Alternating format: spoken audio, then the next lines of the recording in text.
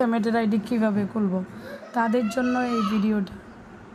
আমরা লিঙ্কের উপর ক্লিক করব। আমি যে লিঙ্ক দিব ওই লিঙ্ক গুগল ক্রোমে অথবা লিঙ্কের উপর ক্লিক করলে এই পেজটা চলে আসবে। এই পেজটা চলে আসার পরে এখানে দেখো জিমেল ফোন।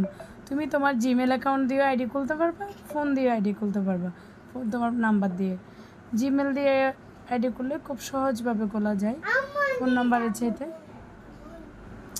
তাহলে তুমি কী করতে পারো, তোমার জিমেলে যাবা। তোমার জিমেলে গেলে তুমি একটা নতুন জিমেল দিবা। তোমার নতুন জিমেল দিয়ে যেটাতে আইডি খোলা নাই ওরকম একটা জিমেল দিবা। জিমেল অ্যাডের আগ পর্যন্ত দিবা। অ্যাডের পরে এটা তো এখানে লেখা আছে, ওটা দেওয়ার দরকার নেই। তাহলে আমি একটা নতুন জিমেল দিয়ে দিয়ে এখানে আইডি খুলব। তোমরা দেখো ভালো করে জিমেল দিয়ে কীভাবে আইডি খুলে।